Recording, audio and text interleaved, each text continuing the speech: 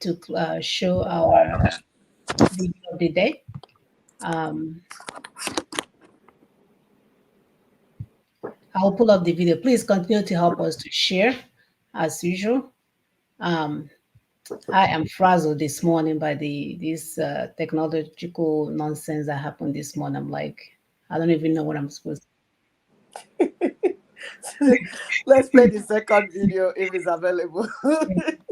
This available. I'm like, what do I do? And yeah, I just Mm. like I don't even want to talk, but Yeah, I'm look just at my laughing. camera. The devil blew out one side of my camera. Like, you guys are not having I any blew out mine completely. So yes.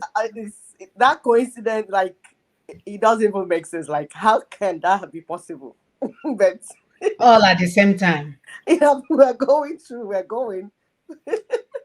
Thank you. Please continue to like and continue to share. We'll play this video for you now so that we'll continue to the program. From the Secretariat of Ninas. It is one thing to complain, raise alarm, make suggestions for how, just lament. It's another to have a strategic plan for how to solve the problem. Everybody has been talking about the constitution that has to be done away with. Everybody has been talking about restructuring. Everybody has been talking about even the ones that say they want to leave the union. The ones they say they want referendum now. Do a nation, Biafra nation, resource control. All those things that you want changed from what Nigeria is, offering you as at now. How will it be done? And we've heard people who probably hadn't paid enough attention to what Ninas is saying. From that constitutional force majeure. There's one simple hearing hack anyone can use to improve their hearing almost overnight.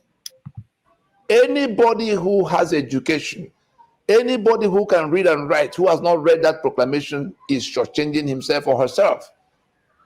We plead with you, because it could mean life or death for you or people very close to you, that you read to know, or that you did not read and therefore did not know. That constitutional force majeure of December 16th, 2020, provided an elaborate framework for engaging all of that reconstruction that must now happen, that had become imperative. Whether you want outright exit from the union of death Nigeria has become for everybody, or you want a return to the autonomy levels agreed at Lancaster House, that's regional autonomy, or you want to control your resources and your environment. We hail the jaw for coming out as clearly as they came out the other day. And we rebuke the Obasanjo that was trying to rebuke them for speaking up.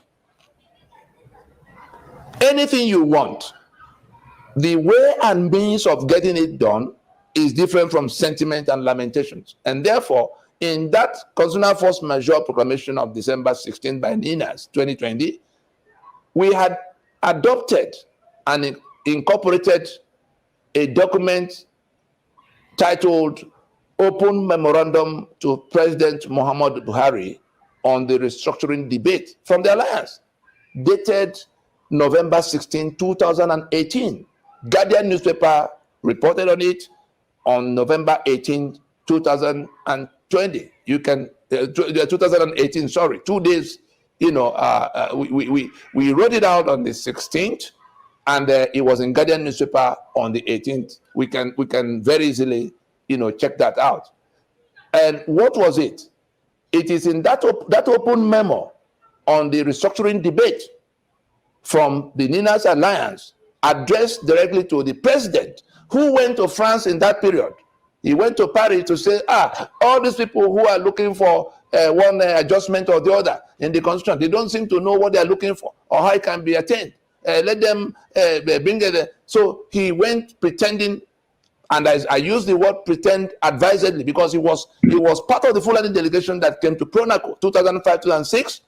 He understands exactly what we're talking about. That was why they put restructuring in their manifesto.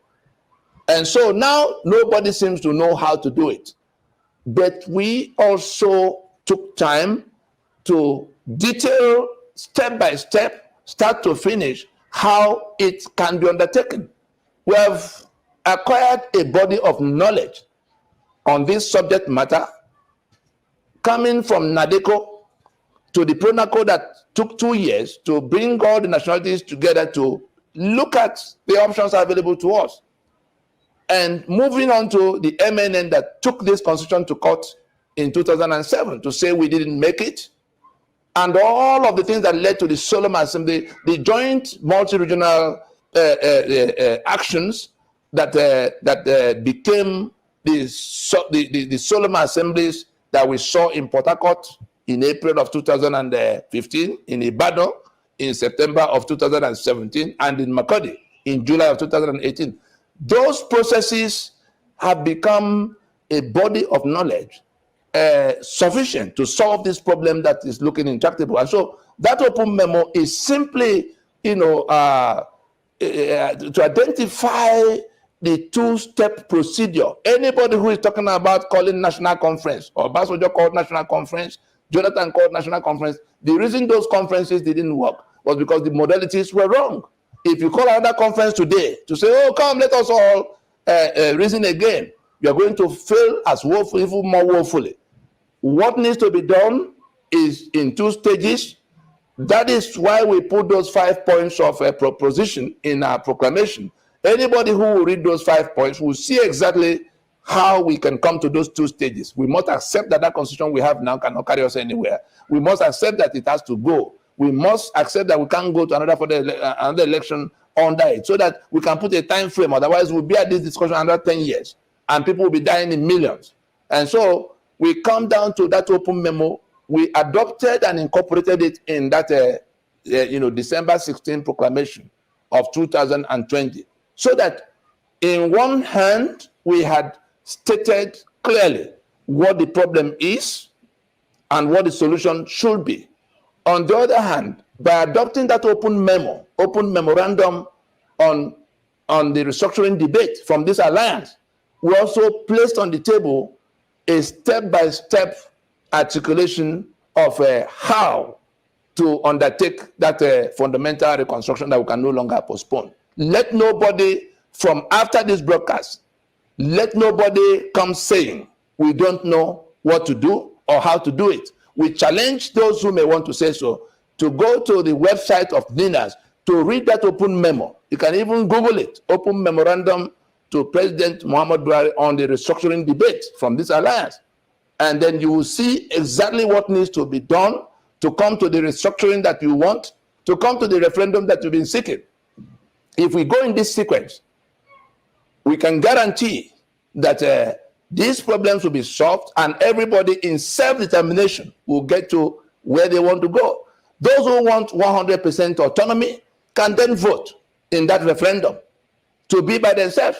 Those who are satisfied with 80% autonomy can vote in that referendum. But we must get to the point, the threshold of transitioning, where those choices will be made, because the campaign we are leading is to restore the sovereignty and therefore the self-determination rights of the constituent components of Nigeria without exception of any section. All the nationalities, big or small, will agree among themselves how they want, in what formations they want to federate. Those who want to relate will stay together. Those who don't want to relate will say so by making maps that will exclude other people. But the whole thing is to accept now that we must go to taking that decision on how we want to live. The decision we took in 1960 at Lancaster House has been overtaken, and that is what we have to resolve now. If we do not act quickly enough to resolve it together, those who are being killed across the Middle Belt and the South, those whose future have been ruined, who are roaming all over the world, young people who are fleeing from Nigeria. I tell you, the right to self-determination, which is what they seek now, whether they are asking for restructuring or they are asking for Oodua Republic or Biafra Republic or whatever it is, or resource control, all of those things are issues of self-determination arising from the constitutional grievances imposed by the unitary constitutional arrangements. They are all connected. They're just a matter of, it's just a matter of degree of autonomy that will be acceptable to them. The process, the procedure by which that choice has to be made is what NINAS has placed on the table. Anybody who is not already a part of it, anybody who is not already a part of the campaign to shut down the journey to another election under the 1999 Constitution is a part of the problem. Silence is not golden here. Silence is complicity. Tribute to Bishop Tutu, who told the whole world that keeping silent in the face of a moral question is support for the evil. Yep. Let us stand up now and join in insisting that we should go and that we must solve this problem now, other than waiting. Yep. We must solve this problem now, other than waiting for more people to die.